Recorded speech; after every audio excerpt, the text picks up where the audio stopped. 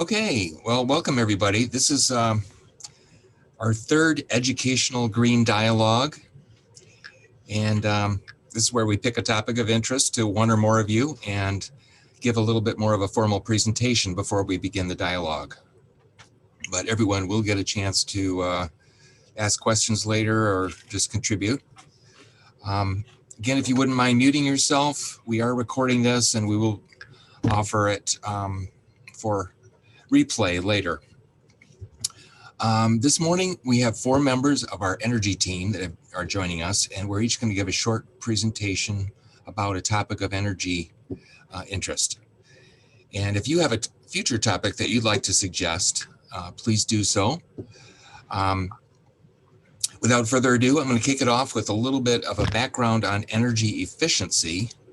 And I'm going to attempt to share my screen here and get some slides rolling.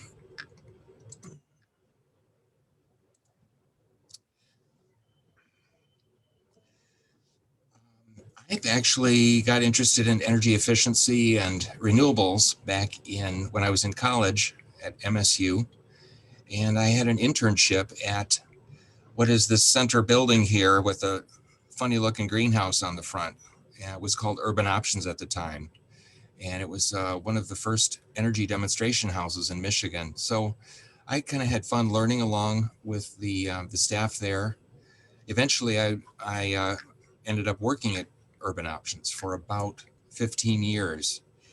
So things have changed a lot since I was there. The amount of information that's out there and resources. So I just want to go through a few of the resources that might sort of help your learning journey as you explore energy yourselves. But first, I'm going to focus on buildings, which are responsible for a lot of our energy use.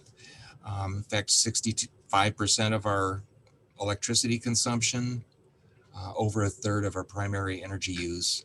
And with that comes a lot of the greenhouse gas emissions. So by looking at our building energy efficiency, we really have a lot of opportunities for saving money, to saving energy, also reducing greenhouse gases. Some people say that energy efficiency is one of the quickest, fastest, and safest ways to curb greenhouse gases. And it's really a win-win because it also saves money. So where do we use energy in our home or our buildings? This is a residential pie, and it's a national average, so it doesn't actually reflect Michigan, but it's close. And you can see that a lot of the energy we use in our homes is for heating and cooling. And then lesser amounts in appliances and lighting, but all offer opportunities for energy efficiency. One of the books that I think goes through this fairly well is this Energy Saver Guide, which has been published annually by the Department of Energy. And it kind of gives you a quick snapshot of opportunities within each of these subject areas. I'm going to share these links and I'll also share the entire presentation. So if you'd like to explore some of these resources later, you can do that. One of the resources I discovered preparing these slides was a kind of a self-energy audit. And this is also linked with the Energy Star page. But you just plug in your zip code, plug in some variables for your home, and you can get a quick synopsis that's more customized to your particular situation. And then there's just videos and fact sheets and case studies that can help you sort of hone in on those topics that are those opportunities that look more appropriate for you. This is when you get through this this online energy assessment, you'll actually see where some of the biggest energy saving opportunities are. And again, with that comes greenhouse gas savings. This chart gives a little bit more of a breakdown of where we use energy in our home. I'm not going to describe this, but typically when I was in the energy field, so to speak, We look at three major areas to reduce heating and cooling costs. One is insulation. That's surrounding your home with a blanket of insulation, not just your attic, but your walls, basements, floors, things like that. Then we also look at air leakage, and not just around windows and doors, but a lot of the air that leaks in your home is up in the attic, in the basement areas, through plumbing penetrations, and things like that. So air leakage and insulation are two of the biggest places to save the most. And these publications I'm sharing will give you sort of a how-to, and you can of course see videos too of demonstrations of ways that you can detect and seal leakage using various materials and tools. EnergyStar.gov also gives you a nice list of the most energy efficient appliances that you can buy. And this is kind of a fun place to explore around if you're shopping for a new appliance. And it can help with your planning efforts as you're thinking about your citizens' climate commitment.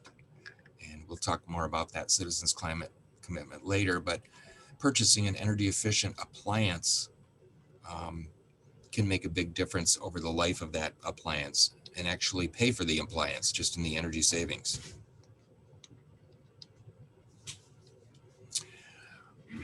Speaking of appliances, one of the things that where we use a lot of energy is actually with some appliances, we use more energy when we're not using it than we're actually using it.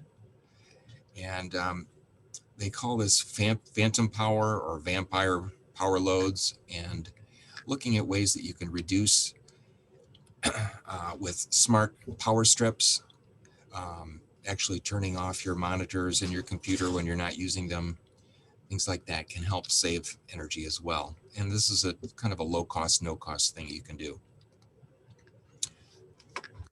The light blue shows how much energy is used in the sleep mode.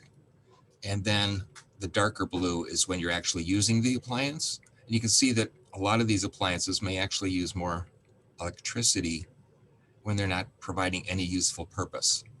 So addressing phantom power usages is a big opportunity. One of the best places to get started is with an energy audit. Many of you have probably had energy audits, but Consumers Energy has really developed quite a comprehensive energy opportunities for customers. And actually, we are paying for these services. So it's a good opportunity to sort of take advantage of what you're already paying for. So there's basic energy audits, and then there are lists of certified contractors that can do more extensive evaluations of your home using infrared cameras, blower doors, duct blasters, and things like that. So you can really, if you are a homeowner, more advanced energy assessments can really complement an energy assessment. So I've summarized some of these resources, and at the bottom here, you can click this link. I will share it in the chat window, but this is the entire presentation, which has the live links. So you can go navigate some of these resources. And I'm trying to keep this to 5 minutes. How am I doing so far? I'm going to pass it over to Heidi to talk a little bit about her experience with her house right here in Okemos. Oh, go back one. So Heidi? This is the, yes, hello. So if anyone remembers Julia Child, and often she'd have the already baked cake ready to go. This is the already baked solar system at the end of the installs. But just a segue from Leroy's talk is, before you ever, think about getting solar installed, what you're installing solar for is to get energy, right? And so the less energy you use in your house, And the less you can reduce that energy, the less solar panels you will need to consume that energy. So it's really important to, and often it happens when people start looking at solar, is they first look at, well, how much energy is my house consuming? And there's some rules about that, about, you know, how much energy you can produce versus what you consume. So you can flip the slide. So this is just a picture of the house before the second installation. So you can see the first installation we put on the back of the garage. We put 12 panels.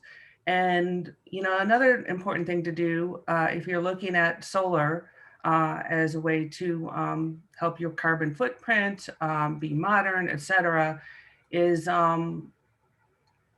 you're looking at the long term. And so we put it on the back of the garage first with an eye towards expanding it to the main house after we added an addition. And so in the first slide, you can see we had it in the garage, and we put that in 2016. You can flip this slide now. And so we had an eye, the bottom there is 2016. We installed in 2016, I don't know why. and yeah, sorry. At the bottom there, 12 panels on the back of the garage with an eye towards later installing on the main house. And so just thinking about different phases can also make it not seem so much money at first if you're looking at solar. You know, just install some and move towards more later. But also just thinking about what are your long-term goals, which is always a good thing to think about in life. And so you can see the different costs there in 2016 for 12 panels. Obviously, there was a lot more upfront work to, you know, have solar wiring, etc. And then in 2019, you know, I would say the cost had gone down at that point, and you can see it was much less per panel if you look at it that way. And then you can flip to the next slide, which is the best slide, is, you know, this is what we get right now from consumers when you have solar power, is you get a little spreadsheet that shows, you know, how much electricity you're taking in, how much you're putting out, your outflow. And so if your inflow is more than your outflow, you're going to pay consumers a little bit. But if your outflow is more than your inflow, then you get this nice total net excess credit down here. And what happens for us a lot is we have a total net excess credit in the summer, and then we kind of eat through that credit. We, you know, they owe us money as the winter goes on. And the other thing I would say if you're looking at solar is that you want to monitor, because that inflow and outflow doesn't really tell you totally what you generate. And it's just fun to know, what am I generating? What, you know, how much energy am I generating from the sun? And so I can see what I'm really saving. And one thing I'll add here, I didn't time myself here, but as a segue into the next part of the presentation, is that some of that electricity we used up there in the top row was to charge an electric lawnmower that we got in early 2020. And I'll tell you, it is the most awesome thing, having an electric mower. You just charge it with the batteries, and it's no gas smell, and it's excellent. So that's what I have to say about our solar installation in 5 minutes. Good segue. Yeah. I don't know why my slideshow is skipping ahead, but Roger, you can take it from here.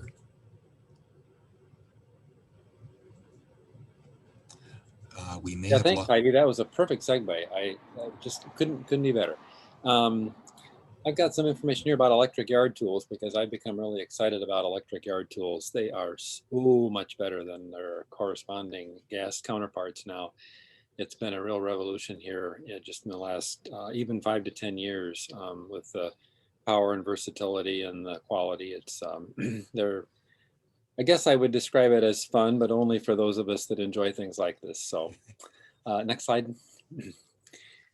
We have a in Meridian Township a citizens climate commitment initiative that was recently approved, and it asked residents to consider, among other things, purchasing electric models of yard equipment, which in the long run turns out to be an amazing way to reduce CO2 emissions. So I think the connection between our citizens climate commitment and the concept of making a shift to yard tools, electric yard tools, is really low-hanging fruit. It's an easy and relatively inexpensive thing to do, especially if you're about to replace a piece of equipment anyway. Okay, next slide. There are a number of really major advantages to electric yard tools. The motors produce zero emissions when they're actually running. An example here that I got from Consumers Reports magazine indicates that a commercial leaf blower just for an hour produces as many pollutants as a Camry for 1,100 miles, which is a huge difference. Cars are so much cleaner running than yard tools, which really have very little regulation on the emissions. The tools require practically no maintenance. I think that's partly what Heidi is excited about. You have no gas storage, you have no oil, you have no changes, you have none of the routine maintenance stuff. On our electric lawnmower, we sharpen the blades and that's it.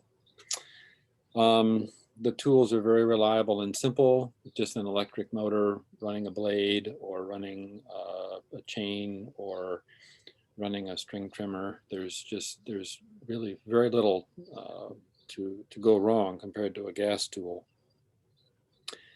I mentioned a few minutes ago that battery tools are now as powerful and as effective as their gas counterparts, and that is absolutely true. It wasn't too long ago, maybe, I can't put a date on it, but certainly within the last 10 years, there were some battery powered yard tools that were not much more than toys. They were really kind of silly to even try to use. But now they're outstanding. They're the equivalent to their gas counterpart is just amazing. They work just as well and do just as good a job. And of course, there's tremendous reduction in noise. It depends a little bit on the yard tool. I mean, our riding mower that's electric does produce noise because it's got two big blades spinning. But most of the other tools are very quiet, and we can use them even without hearing protectors. Okay, next slide. Did you catch that, Leroy? Next slide. I did move it to the next slide. Can you not see it? I cannot see it. Should I refresh my screen? Yeah, let me stop Oh, sharing. there you go. Oh, Thank you. okay, I will. It came up.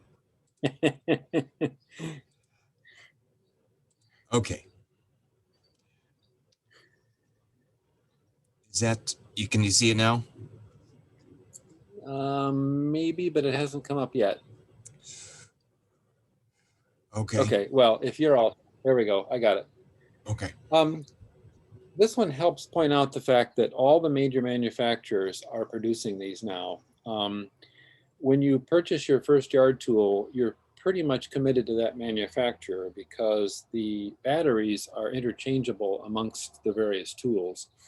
But all the major manufacturers are doing this now. We happen to go with the Ego brand, but you can buy Steel or Ryobi or any of the manufacturers now are producing a full line of electric yard tools. This is our snow blower, mower, chainsaw, and weed trimmer. And as I mentioned, they all have interchangeable batteries that make them remarkably useful. This is a relatively small snowblower. We use it just for light duty use, but Ego also makes a big two-stage snowblower, which is what we're going to invest in for next winter because we have a long driveway that needs a heavier duty snowblower. But the one on the right there works fine for all the light duty use. And we share the use of these tools. They're my wife and I because they're kind of fun to use. Okay, next slide. The battery is interchangeable. They come in different sizes. When we use the string trimmer, we use the very lightest battery because that's a nice thing to have a light tool on, a light battery on. But of course, with the lawnmower, which is self-propelled and carries its own weight, we use the largest battery. And we have no problem at all with the length of battery usage. If we do, we just swap out batteries, but we can easily mow our lawn with one battery in our push mower. And the chainsaw battery is perfect. It runs out of power just about the same time I do. So I don't need to swap batteries in the chainsaw.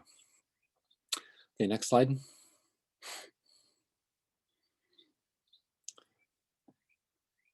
Did that come up?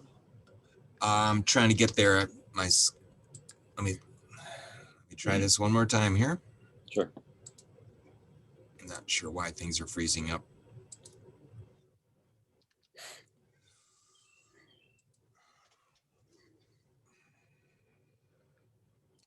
Sorry. There we go.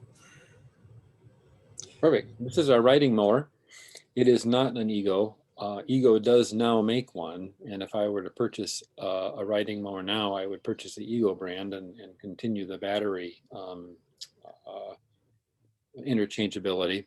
But this is what was available when we wanted to buy a riding mower. And it is fun. It's a little go-kart. It just zooms around the yard, and the blades are directly driven by an electric motor, so you don't have any of the inefficiencies of the belts and the problems with the belt slipping and belt replacements. And you know, they have to add a lot of horsepower to a typical gas riding mower just to turn the belts. But this is fun. It's a cool little tool, and actually it's a cool big tool, and it mows our lawn relatively very quickly. So I'm a big advocate of electric, even the riding mowers. Okay, next slide.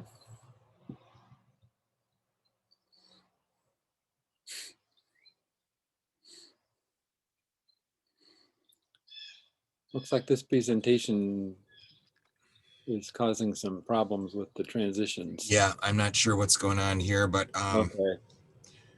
we'll Well, try it again. Go ahead.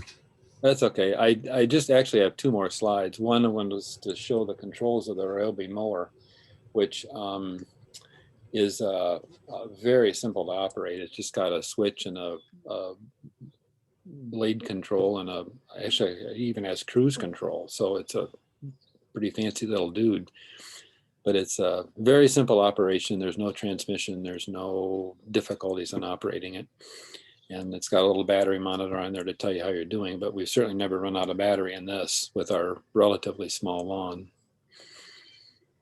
And then just one last slide. I've got I would note that sort of the ultimate for operating these gets back to what Heidi said. So I sort of a reverse segue here.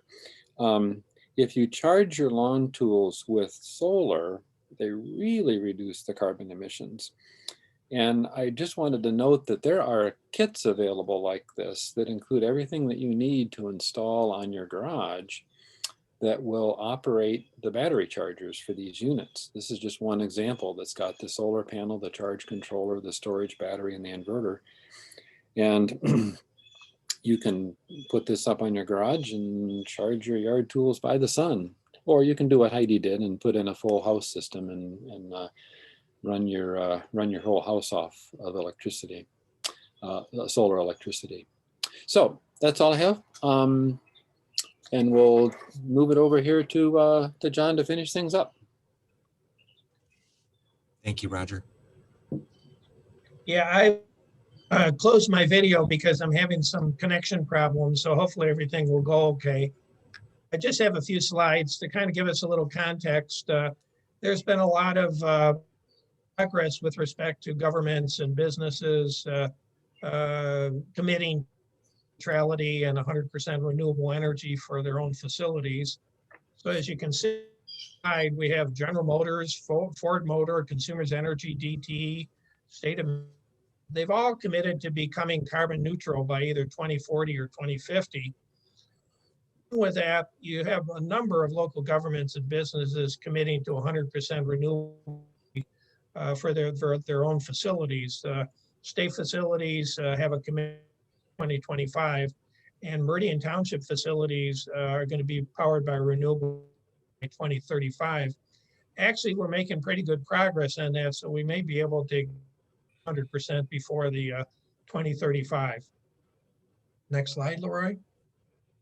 Yeah, I've mentioned just, we still have some generous federal tax credits. Solar, those were extended. So this year it's 26%, next year 26%, the year after 22%. And there's continuing talk maybe about even or expanding them in the future. All electric and plug-in hybrid vehicles also tax credit up to $7,500. And I learned also that the credit amount is based on the battery capacity. Next slide. Yeah, there's some state policies on rooftop solar that those of you interested in solar should be.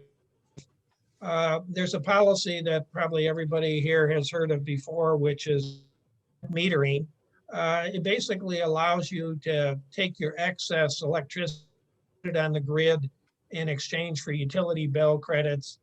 Initially, it was a full retail rate. So basically the same rate that you pay. That has been replaced now by something called a distributed generation tariff. Provides utility bill credits at half the retail rate. Now, again, that's for the power you put on the grid. All the power that you use on site, of course, you're saving the retail rate. There is an issue that's recently come up. Allows the utilities to cap net metering, distributed rooftop solar, basically at 1% of average utility load, and the bumped up against that cap. Consumers Energy, with some pushing, voluntarily increased their load to 2% and very close to 1%. This is kind of a major problem for future distributed generation. And so there is a bill now in the state legislature to remove the cap.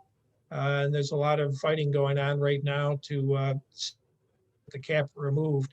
The bill is House Bill 4236. That's it for me, Leroy. Okay, we're going to stop sharing here and kind of open it up to conversation. And thanks for hanging in there. There's a note in the chat window. And thank you for your comments. Anyone have any questions or need any of these acronyms defined? I'll open it up and mute myself. I would just comment real quickly that this morning's New York Times front page electronic version has an opinion piece by Senator Heinrich in New Mexico that talks about this very issue of that we've been discussing here this morning, and suggests that electrification is the way to go. Talking about the fact that 40% of all carbon emissions in the US are related to home or personal vehicle use. So it's a big deal to reduce these emissions for just personally.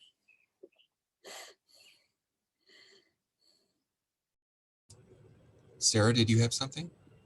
Yeah, so I'm curious about the electric tools. How easy are they to find? Are they, when you go to the big box stores, are they available, or do you have to like special order them? How easy are they to find? They're definitely available.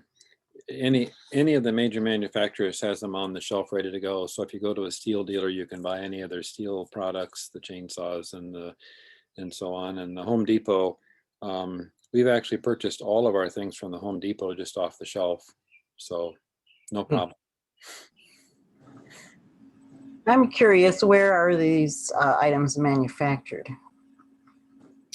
I have not looked specifically at the origin, but I'm guessing that a number of them are out of country, Mexico, China, let's see. And I, of course, that might vary a lot by manufacturer too.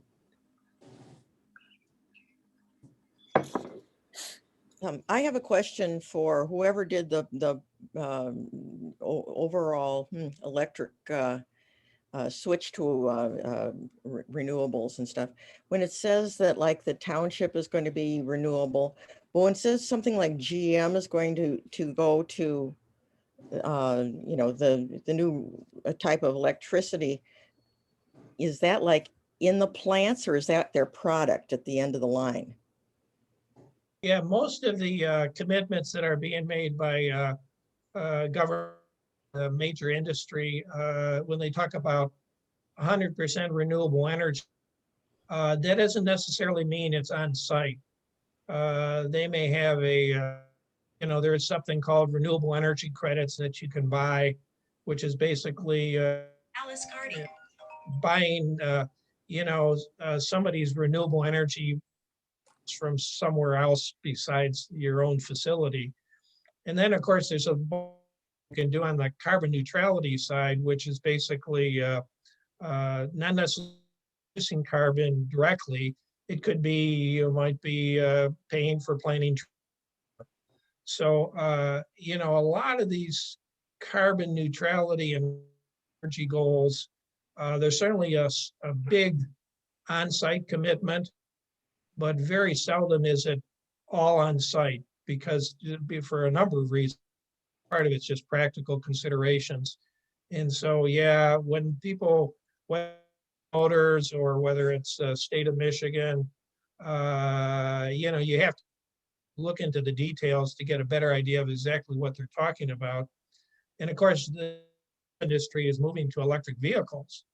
And so that's part of their kind of overall with respect to electrification is, you know, they're making this commitment to basically phase out the internal combustion engines and go with all electric vehicles.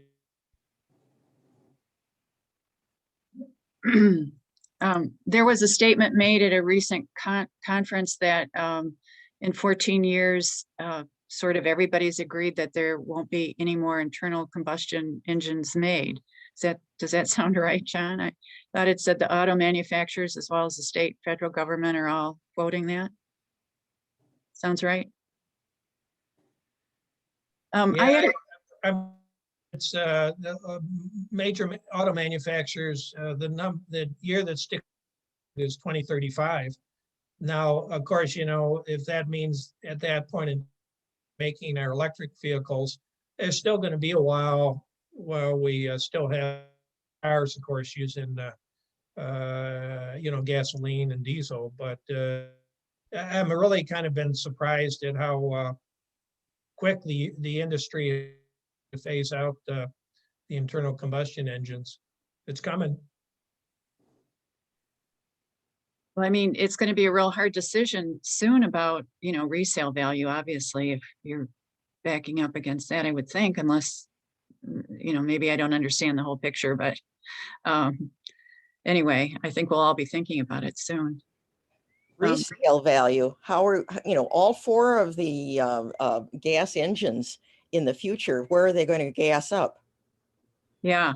Going to be the real problem is that whole distribution supply thing. It will force it faster and faster. And then you've got, what do we do with all these gas stations and stuff that are empty? Yeah, and these rusting hulks of vehicles and et cetera. Leroy, I think it might be helpful to address how, if someone's just interested in solar energy and really doesn't know a lot about it, maybe, you know, some steps they could take, you know, who do they call, what you know, do they try to get 3 bids? Where do they find the bidders from? You know, how, or John, is it, what would you advise someone that would like to know about it, but doesn't have a ton of time to invest and just needs to get some feedback, whether it's a viable, you know, move for them or not? I'll let John answer that. John helped with a solar fact sheet, sort of a nice Q&A, which I can share the link.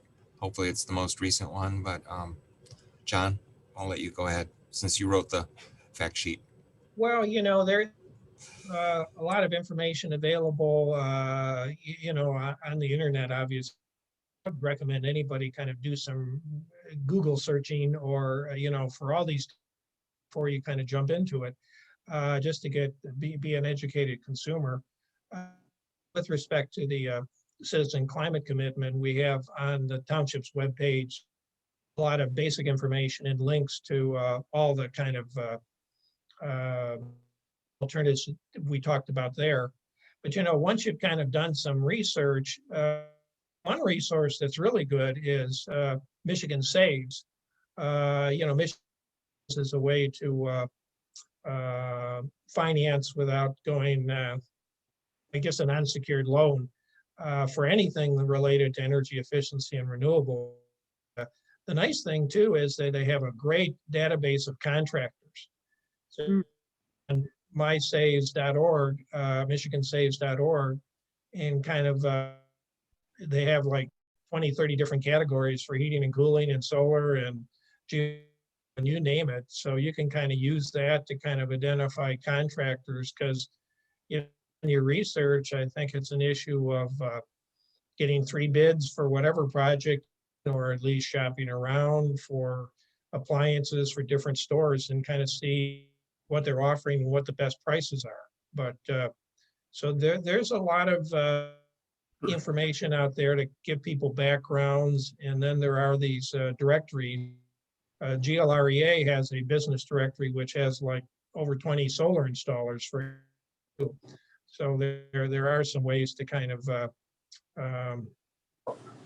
information and potential contractors, and consumer beware, right? Always beware, because there's a lot of bad information with kind of sales techniques that aren't don't give you the full story. They're kind of misleading. I see this specifically in the solar area, where a lot of the pitches people are making are misleading. I saw something just yesterday where it was, oh, you're interested in solar, and it was copyrighted by the Michigan Clean Energy Association. Well, who's the Michigan Clean Energy Association? It's not I'm sure of that. It's basically a front organization. So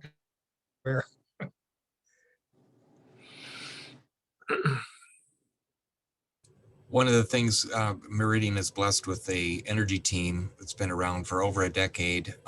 People like Roger and John and Heidi, who actually have practical firsthand experience. And my experience is that they're all willing to talk if you've got specific questions to help navigate this.